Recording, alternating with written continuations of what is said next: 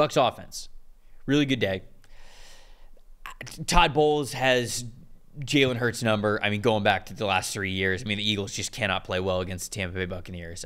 And so I kind of figured that would be what happens on that side of the ball. But for the Bucs to look as potent as they did, I know some Eagles fans out there would be like, well, Sirianni didn't have the team ready. Regardless, this is a great offensive performance for Baker Mayfield and Liam Cohen, their offensive coordinator. Specifically, Seth, I want to highlight the early down work. I don't know what you're going to highlight about Baker and what Cohen are doing, but specifically, you can see on the screen there, early down work, first and second down, okay, which the Bucs really struggled to know exactly what to do in the last year. Byron Leftwich, certainly, and then a little bit with Dave Canales last year as well. Struggled to know what to do on early downs, especially when it came to passing. This past week against the Eagles, 89.9 passing grade on first and second down, fourth highest EPA per play on early downs, 2 big-time throws, 0 turnover-worthy plays, and an 85.3 adjusted completion percentage. You brought this up a little bit with Justin Fields, how he had a bad habit of sometimes taking a 7-yard sack instead of a check down for a 1-yard gain because he didn't like the 1-yard gain. It didn't sound sexy. It wasn't like the throw that he wanted to make. It felt like that was a little bit of the Bucs' problem over the last couple of years. And when you see that 85.3 adjusted completion percentage on that early down work, that means the ball is getting where it needs to go, and you are starting things out in a positive manner for the series and for the drive. That's a very important part of what's going on here. I felt like Mayfield and Cohen were so confident in what they were about to see from the defensive side of things that it was really great work. But what did you think about this connection this past week as the Bucs really took it to the Philadelphia Eagles defense? Yeah, I mean, this is a team that, well, you talk about Baker, like so much of his improvement the last 2 years has been with his feet and been with his ability to set his feet and not have these weird. I always go back to this interception he threw, I want to say in 21, maybe 20, against Green Bay when he was still with Cleveland, where like his ankle is almost twisted. Like he's trying to make a throw and his ankle is almost twisted backwards while he's throwing forward because his feet were bad. Like his feet regressed to the point where he wasn't under control when he was making throws, and it's so much better now. He's still going to be a guy who takes a lot of sacks when he's pressured, but because he's not a mover, he's not an escape guy. But if you can get the coverages to be a little more basic, and that's what you get on first down, well, he can throw with confidence and he can make all these throws. I mean, that's never been a concern for him. He can make all the throws. He still probably has a little bit of an issue layering throws because he throws the ball hard, even if it's like a 2-yard check down. But, like, I think I don't know if he'll ever be an elite quarterback, but if he plays with the confidence and the footwork that he's playing with now, and he has the last 2 years and did for spurts or longer spurts in Cleveland, like I think there's a lot to like. And obviously the tackles are good. Wirfs and Gedeke are good. They have issues on the interior, but with Mike Evans, you're pretty much always in a good spot. Like you're pretty much always in a good spot. Their concern is going to be if someone can take away Mike Evans man to man, like we saw 2 weeks ago with Denver. Patrick Surtain comes up, absolutely. I mean, we don't have to say anything about Patrick Surtain. He is unbelievable. But he was able to kind of shut down Mike Evans one-on-one. If that gets taken away, now we have concerns, right? And we saw it in that Denver game. But if you're playing against an Eagles team that's going to play off coverage, that doesn't want to get tight to routes, that's going to disguise in a way that kind of prevents them from getting tight to routes on defense, it's all day. It's going to be way too easy for this offense. I don't know what their identity is on offense other than Liam Cohen calling the right plays at the right time. And I know that's like bad analysis, but that's kind of what it feels like sometimes. But you put a lot of confidence in your quarterback when you say, hey, when I call this play, we're going to get this coverage.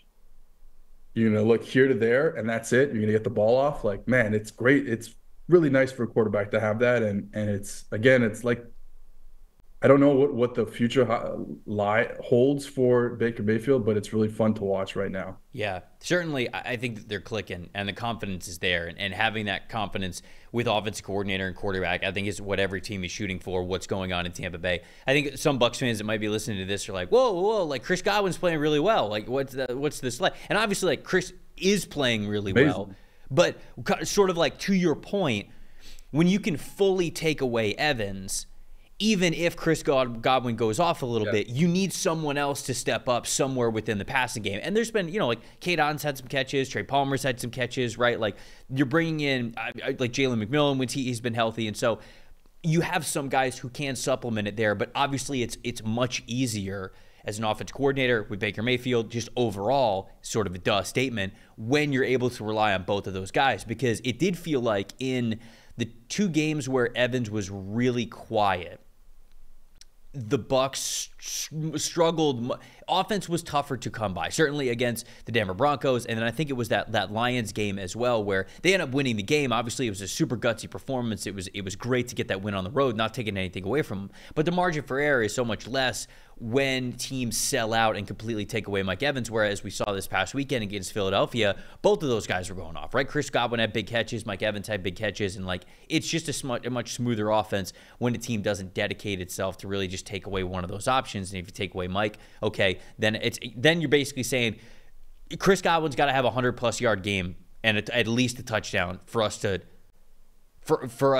lose this contest. And I think that might be a game plan that you see teams operate with moving forward. But it just, again, the early down confidence of knowing what you're going to see on base defenses and first down, because you're also, the team does want to stay pretty balanced, right? That Bucky Irving is running the ball well. Rachaad White is as well. They're still kind of trying to figure out a little bit of, what sort of blocking schemes they want in front of each guy. John Ledyard and I talked about that last week, how it's actually been funny. It's been very different. Like they're trying to run. They want to be more of a zone running team, but they're not very good at it. So they're trying to give Rachaad White these runs behind, mid and outside zone, and he's not grading well because the offensive line's just not very good at it. But then when they put Bucky Irving in the game, they go, all right, it's the rookie. Let's get back to the bread and butter. Let's, call some man and gap concepts between the tackles. And then they block very well, and then Bucky Irving's numbers are better. So maybe that's a split that they just continue to go with throughout the rest of the year. Maybe they change it up a little bit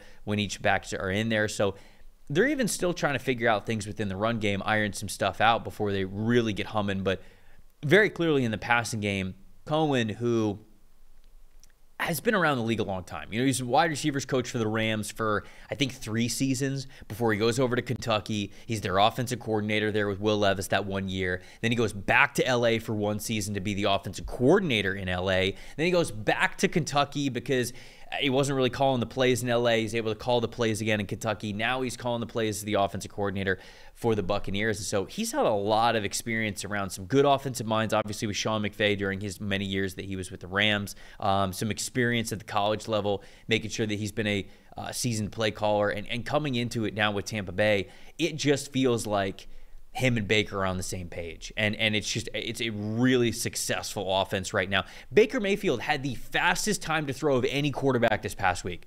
2.08. I mean, that ball's coming out immediately. And to your point, that means that what the defense is showing you is exactly what you think it's going to be for the play that you're about to run. And that's just a hat tip to how well these guys are preparing and how they're on the same page. Yeah, well, you talk about the running game. I mean, like this has been a problem for a long time, and it's last 2 weeks the running game's been really good, like as in terms of our efficiency metrics. So I don't know if that continues. I think you'd be pretty hopeful given that the spark that Bucky Irving has provided. Right. And if that's the case, then all of a sudden this team even looks better. I mean, this is a team that went to the playoffs that won a playoff game. They were not a great team last year. But I think if you can get the running game going, now you can take some pressure off of, again, to me, it really goes back to Mike Evans. If you talked about, Chris Godwin, really, really good player, no doubt. Mike Evans is a future Hall of Famer. Mm-hmm. So when you look at, again, I go back to the Denver game. When you look at what Denver was able to do because one player cornerback, number 2 for the Denver Broncos, was able to take away one player instead of it being, okay, now we're going to roll our whole coverage to Mike Evans. Sure, right. Now Godwin is there all day.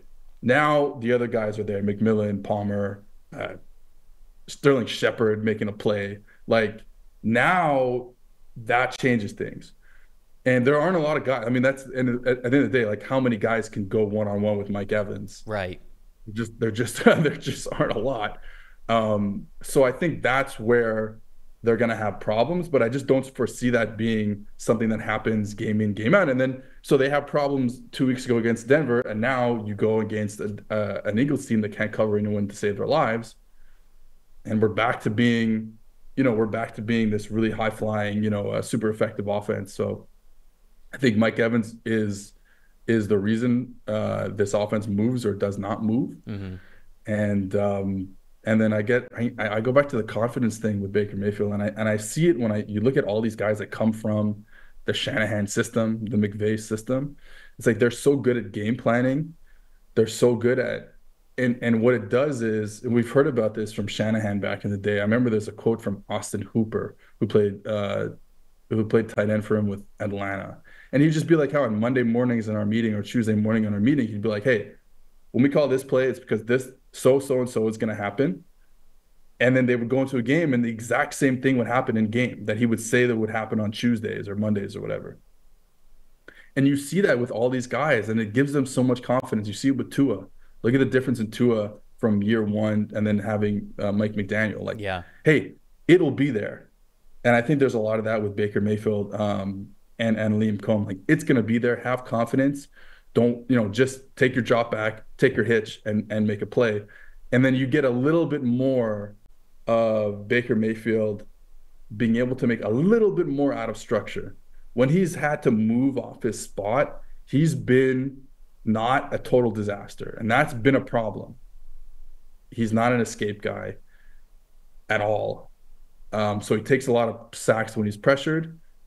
He's doing that a lot this year again, but he's able to stay away from being pressured a lot more because he's moving better in the pocket before pressure gets there, like seeing it before it happens. And that's been really good for the Bucs. The absence of hesitation is such an important part of every aspect of NFL play. And going back to what you were talking about with Mike Evans, it seems like an obvious sort of duh to say this, but when you are, it's a really good shout out by you, when you are able to take away the other team's best wide receiver option with just one guy, a Sauce Gardner, a Patrick Surtain, a Jair Alexander, a Jalen Ramsey, like whatever it is, when you are able to do that, the math advantage that you have throughout the rest of the defense is so huge. And so that is a really interesting call out by you. Obviously, again, it's no disrespect to Chris Godwin, but if you're able to take away Mike Evans with one player and then you're able to rotate coverage to have multiple players to bracket or have eyes on Chris Godwin on the other side, that's a win for the defense every single time. So how Mike continues to play this season against CB1s and against single coverage is going to be huge. Because if another team doesn't have a player who can hang with Mike Evans, and you mentioned there's not many of them, then it's hard to think that Tampa doesn't have a firepower advantage against most defenses that they're going to go up against. And when you're dealing with quarterbacks that have that sort of confidence, you can see the results like what we have seen from Tampa Bay already.